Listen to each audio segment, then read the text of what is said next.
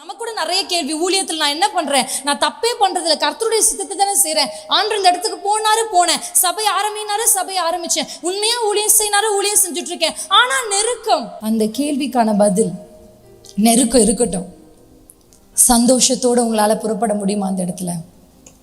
பவுலை சீலாவை போல 40 அடிகளுக்கு அப்புறமாவும் கர்த்தரை துதிக்கிற ஒரு இருதயம் வருமா? ஹல்லேலூயா. ஒரே ஒரு அடி யோசிச்சு பாருங்களேன். பெண்கள் ஆண்கள் எல்லாருக்குமே, ஆனால் மெஜாரிட்டி இது பெண்கள் தான் ஃபாலோ ஆவாங்க இந்த கேட்டகரியில். ஒரே ஒரு அம்மா நம்மளை பற்றி பின்னாடி சொன்ன ஒரே வார்த்தை ஒரு வாரம் நம்முடைய ஜெபத்தை ஸ்டாப் பண்ணிடுது. இப்போ யோசிச்சு பாருங்க, ஆண்டவர் நம்மை கொண்டு அப்போஸ்தலர்கள் செய்த அற்புதத்தை செய்ய போறாரு. நம் மூலியமாகவா தேசத்தை கலக்க போறாரு? அவங்க சொன்னாங்களா, உலகத்தை கலக்குறவர்கள் இங்கேயும் வந்திருக்கிறார்கள். ஒரு வார்த்தை நம்மளை ஜெபிக்கிற வாழ்க்கையை விட்டே தள்ளி விடுது அப்படின்னா நம்ம எத்தனை பலவீனமானவர்களா இருக்கிறோம்னு யோசிச்சு பாருங்க. ஊழியம் செய்கிற நாம் தான் மெயினா வார்த்தைகளினால சோர்ந்து போகிறோம். நானும் அப்படிதான். துவக்கத்துல என்னால நெகட்டிவ் வார்த்தைகளை அக்செப்ட் பண்ணவே முடியல. I couldn't accept negative words. உங்களுக்கு எல்லாருக்குமே நல்லா தெரியும், ஒரு பெண்ணை ஒரு சபையில் நிறுத்துறாங்க. I should thank அண்ணா. ஏன்னா என்னை ஃபர்ஸ்ட் எனக்கு வீடியோவில் பேசுறதுக்கும் அண்ணா தான் எனக்கு ஆப்பர்ச்சுனிட்டி கொடுத்தாங்க. இப்படி நின்று பேசுறதும் என்னுடைய ஃபர்ஸ்ட் மெசேஜ் கல்யாணத்துக்கு அப்புறம் இதே இடத்துல தான் போன வருஷம் நான் பேசினேன். இதே இடத்துல தான். அதுக்கப்புறம் ஆண்டவர் என்னை பயன்படுத்த ஆரம்பிச்சார். I became unstoppable person, sure. ஏன்னா ஆண்டவருக்கு தெரியும் எந்த இடத்துல என்னுடைய ஓட்டத்தை துவங்கணும்னு. Hallelujah. It is not easy. விடாம எதுவுமே கிடைக்காது. நான் உங்களுக்கு உறுதியா சொல்ல முடியும். அபிஷேகம் பெற்ற நீங்கள் தான், கிறிஸ்தவர்களாகிய நீங்கள் தான், தெரிந்து கொள்ளப்பட்ட நீங்கள் தான். ஆண்டவர் இன்னைக்கு என்ன சொல்றாரு? உன் மேல அபிஷேகம் இருக்கு, நான் உன் கூட தான் இருக்கேன், உனக்குள்ளதான் இருக்கேன். ஆனா நீ விட்டு கொடுக்காத பட்சத்துல உன்னை கொண்டு பயங்கரமானவைகளை என்னால் செய்யவே முடியாது. You want something big? Leave this small thing. பெருசா விடு. நான் உனக்கு பெருசா பண்றேன்னு ஆண்டவர் சொல்லல. சின்ன விஷயம் தான் விடு, உனக்கு கொண்டு நான் பெரிய காரியத்தை செய்றேன். ஹல்லேலூயா. ஒரு சின்ன Facebook, long time Facebook use, stop it. நம்மளால புறம் பேசாம இருக்கவே முடியாது. ஸ்டாப் பண்ணி பாருங்களேன். நான் உங்களுக்கு சொல்றேன், கர்த்தர் உங்களை உயர்த்துகிறதை யாராலும் தடுக்க முடியாது. ஹல்லேலூயா. ஒரே ஒரு துவக்கம், அற்பமான ஒரு துவக்கம் தான். ஆனா கர்த்தருக்கு நீங்கள் அர்ப்பணித்தீங்கன்னா, நம்ம காலைல பேதுரு குறிச்சு வாசிச்சோம்ல, அற்புதங்களை பெற்றுக்கொண்ட உடனே நம்ம நன்றி செலுத்துவோம். ஆமா தானே? 10 குருடலை கர்த்தர் சுகப்படுத்தினார். ஒருவன் என்ன சொல்றான்? நன்றி சொல்றான். ஆண்டவர் கேட்கிற 9 பேர் எங்கே கேட்கிறார் இல்லையா? அவன் சொல்றான் பதில் இல்லை. ஆனா அவன் ஒரு சாதாரண அற்புதத்தை பெற்றுக்கொண்ட ஒரு மனிதன்.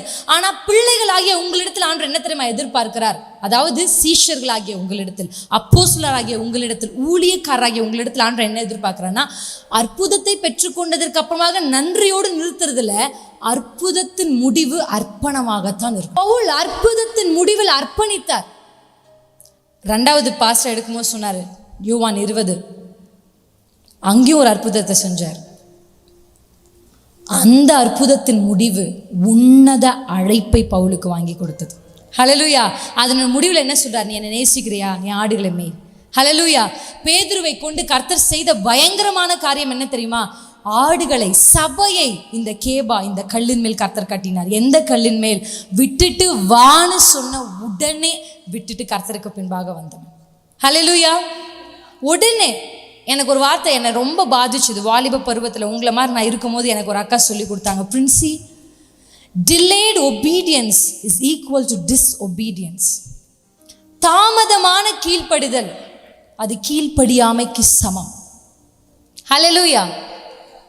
And I started reacting. I became sensitive for the voice of God. ஹல்லேலூயா.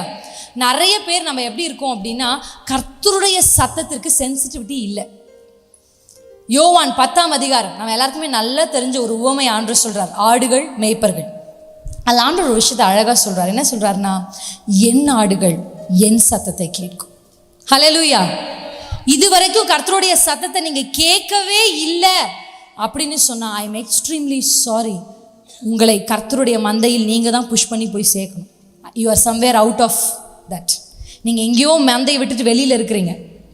மந்தைக்குள்ள இருப்பீங்க அப்படின்னா அது கிறிஸ்துவின் மந்தையா இருக்கும் அப்படின்னு சொன்னா நீங்க கர்த்தருடைய சத்தத்தை, ஆண்டவர் சொல்றாரு என் ஆடுகள் என் சத்தத்தை கேட்கும். இன்னொரு விஷயத்த சொல்றாரு, உறுதியா சொல்றாரு, அவைகள் அந்நியனுடைய சத்தத்தை கேட்பதில்லை. என் சத்தத்தை கேட்கும், அந்நியனுடைய சத்தத்தை கேட்பதில்லை, அவைகள் அந்நியனை விட்டு ஓடி போகும். ஹல்லேலூயா. ஆண்டவர் என்ன சொல்றாரு அப்படின்னா என் சத்தத்தை கேட்கணும், எனக்கு பின்பாக வரும். ஆண்டவர் சொல்றார் என் சத்தத்தை கேட்டு என்னுடைய ஆடுகள் எனக்கு பின்பாக வரும். ஆனால் அந்நியன் கூப்பிடுவான், பிசாசு உங்களை கூப்பிடுவான், வா.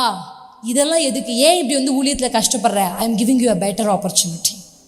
இன்னும் கொஞ்சம் நல்ல அமௌண்ட், இன்னும் கொஞ்சம் நல்ல இடம், வா. பிசாசு எல்லா ஆசீர்வாதங்களும் கர்த்தரிடத்திலிருந்து வரதில்லை. முதல்ல நீங்கள் அதை தெரிஞ்சுக்கணும். ஹல்லேலூயா. All blessing is not from God. Hallelujah. Hallelujah. எல்லாமே ஆண்டவரிடத்துல வரதில்லை. எனக்கு அந்த வார்த்தை எப்படி ஆங்கிலத்தில் நான் படித்தேன் அப்படின்னா, Princy discern the blessing. Hallelujah. நான் என்கிட்ட சொல்லிக்கிறது, பிரின்சி ஆசீர்வாதங்களை பகுத்தறிய தெரிந்துக்கும். எல்லாமே கர்த்தரிடத்திலிருந்து இல்லை. This may be a checkmate for you. Hallelujah. எல்லா ஆசீர்வாதமும் உங்களுக்கு வர எல்லா வரன்களும் கர்த்தரிடத்திலிருந்து வருதுன்னு மட்டும் நினைச்சிடாதீங்க. யாரோ ஒருத்தர் வந்து நம்ம சபைக்கு லட்சக்கணக்கு கொடுக்குறாரு அப்படின்னா don't think that is from God. That may be a trap. அது சத்ருனுடைய ஒரு வலையா கூட இருக்கலாம். Not every offer is from God. பிசாசு உங்களுக்கு விரிச்ச வலையா இருக்கலாம், அழகாக தான் இருக்கும். வசனம் சொல்லுது அது பார்வைக்கு இன்பமும் புசிப்புக்கு நல்லதாக இருந்துச்சு. பார்க்க நல்லா இருக்கும், அவனை பார்க்க அழகாக தான் இருப்பான். அசிங்கமாக இருந்தாலும் அவன் அன்பு செலுத்துறது அவனை பார்க்கும்போது ஹீரோ மாதிரி தெரியும். அவளை பார்க்கும்போது இவளை விட உலகத்தில் என்னை கேர் பண்ணிக்க இவளோட ஒரு பெரிய ஆள் இருக்க மாட்டான்னு தோணும். நான் உங்களுக்கு சொல்கிறேன், இட்ஸ் அ ட்ராப். பிசாசு நல்ல ஐக்கியத்தை விட்டு உங்களை பிரிச்சுட்டு போகணுன்றதுக்காக நிறைய ட்ராப்பை வைப்பான். வசனம் சொல்லுது, யோவான் 10ஆம் அதிகாரம் 1ஆம் வசனத்தில் சொல்லுது, அவன் வாசல் வழியா வராம வேறு வழியா ஏறி வருவானா. யார்? அந்த திருடன். ஹல்லேலூயா. அந்த திருடன் வந்து என்ன பண்ணுவான் தெரியுமா? வந்து ஆடுகளை திருடி கொண்டு போய் திருடி கொன்னு அழிச்சிருவான். அவனுடைய நோக்கம் என்ன தெரியுமா? அந்த திருடன் உள்ள வர்றதுக்கான நோக்கம் மந்தையை விட்டு உன்னை பிரிச்சிடணும். பிரிச்சு உங்ககிட்ட இருக்கிற எல்லாத்தையும் திருடிடணும். திருடி உன்னை கொலை பண்ணிடணும். கொலை பண்ணிட்டாலும் பரவாயில்லையே, நித்தியமான நரகத்துக்கு உன்னை கொண்டு போகணும். பரலோகத்துக்குன்னு அழைக்கப்பட்ட உன்னை அக்கினிக்குள்ள போட வைக்கணும்ன்றது அந்த திருடனுடைய நோக்கம். அந்த திருடன் வந்ததே உன்னை இந்த மந்தையை விட்டு எடுத்து போடணும்னு தான். நல்லாதான் இருக்கும், மேய்ப்பனை போலதான் இருப்பான், பார்க்க மேய்ப்பனை போலவே சத்தம் போட முயற்சி பண்ணுவான். ஆனா அவனுக்குன்னு ஒரு சில ஆடுகள் அவன் பின்னா போய் அழிஞ்சு போனதை நீங்க பார்த்துருக்கிறீங்க. ஆண்டவர் சொல்றாரு, நீ அந்த சத்தத்தை கேட்க கூடாது. நீ என்னுடைய ஆடு, நீ என்னுடையவள், என் சத்தத்தை கேட்க அழைக்கப்பட்டவள், எனக்கு பின்பாக வரும்படி அழைக்கப்பட்டவள். அவனால விட முடியல அவனுடைய சொத்துக்களை. ஆண்டவர் விட்டு போயிட்டான். ஆனா பேதுரு சொல்றான், ஆண்டவரே நான் விட்டனேப்பா, எனக்கு என்னப்பா கிடைக்கும்? பேதுருவே இது விடுங்க. மத்தேயுல ஆண்டவர் சொல்வார், இன்னும் அழகா இருக்கும், அதை நீங்க படிச்சு பாருங்க, போயிட்டு அதை குறிச்சுக்கோங்க. மத்தேயு 19ஆம் அதிகாரத்துல சொல்வாரு, பேதுருவே எனக்காக எல்லாத்தையும் விட்டல்ல, என்ன பாருங்க எனக்காக எல்லாத்தையும் விட்டல்ல, நான் என்ன தெரியுமா பண்ண போறேன்? உங்க 12 பேருக்கு 12 சிங்காசனத்தை வைக்க போறேன். அந்த 12 சிங்காசனத்துல நீங்க உட்கார்ந்து 12 கோத்திர எல்லாரும் நீங்க ஆளுகை செய்ய போறீங்க. பிசாசின் அடிமைத்தனத்துக்கு கர்த்தர் உங்களை அழைக்கல, ஆளுகை செய்ய அழைத்திருக்கிறார். You are the queens. கர்த்தர் உங்களை எப்படி பார்க்கறார் தெரியுமா? ஒரு ராஜாத்தியா பார்க்கறார். நீ ராஜாத்தி, நீங்க ராஜா, ஆள பிறந்தவங்க, ஆளணும். ஆண்டவர் சொல்றாரு, எனக்காக நீ விடு. இன்னைக்கு நீ விட்டனா உனக்கு ஒரு சிங்காசனத்தை நான் ஏற்படுத்துவேன். பேதுருக்கு சொன்ன அதே வாக்குத்தத்தம் தான் ஆண்டவர் இன்னைக்கு உங்களுக்கு சொல்றார். I will surely build a throne for you. You will sit upon the throne and you will rule. யார? 12 கோத்திர பிதாக்களையும் அவருடைய சந்ததிகளையும். ஹல்லேலூயா.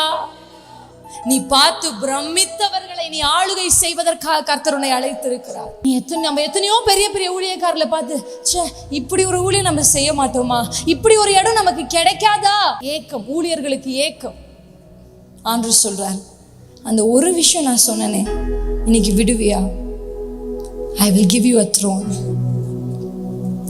வசனம் சொல்லுது, பேதுருக்கு 100 ரத்தினம் ஆண்டவர் கொடுத்தாரா? 4ஆம் அதிகாரம் கடைசி வசனத்தை வாசிச்சு பாருங்க. எல்லாரும் தங்கள் சொத்துகளையும் தங்கள் வீடுகளையும் தங்கள் ஆஸ்திகளையும் விற்று பேதுரு பாதத்தில் தான் வச்சாங்க. ஒரு வலையும் ஒரு படகையும் தான் விட்டாரு பேதுரு. ஆஸ்திகளும் லட்சங்களும் கோடிகளும் பேதுருவின் பாதத்திற்கு தேடி வந்தது. நம்மளால ஒரு வலையை விட முடியல. சின்ன வலை தான், அற்பமான ஆதாயம் தான், சின்ன படகு தான் பேதுருவே உன்னோடது. விட்டு கொடுக்க மாட்டியா? நீ விட்டு மட்டும் கொடுத்து பாரு.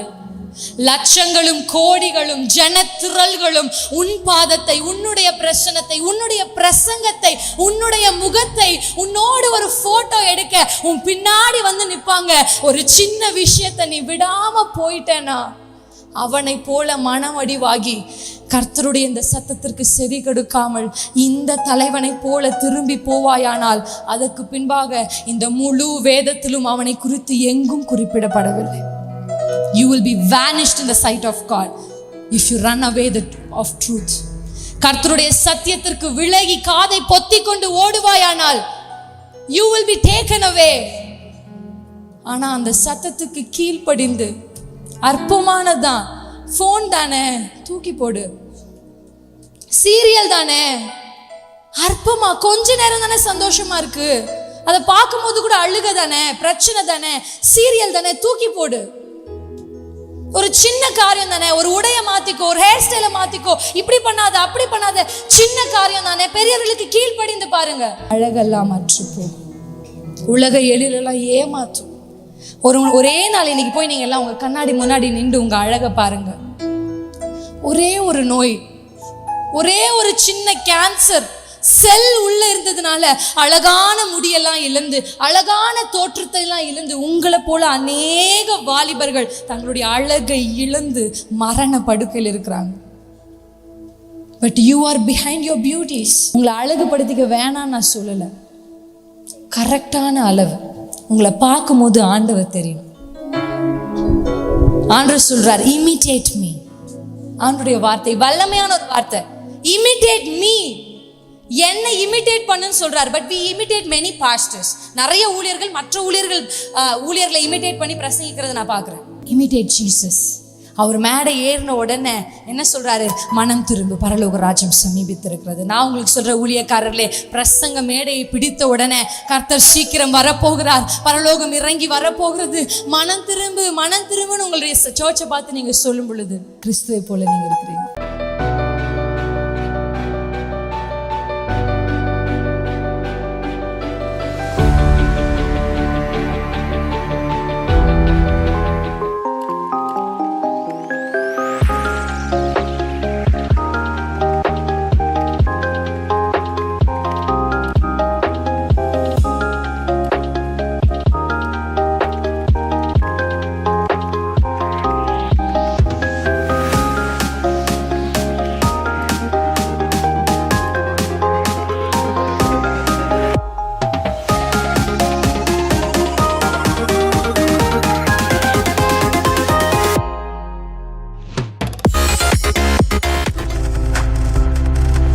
நீங்கள் பார்த்து கொண்டிருப்பது உங்கள் ஜாய் டிவி. உங்கள் துக்கம் சந்தோஷமாய் மாறும்.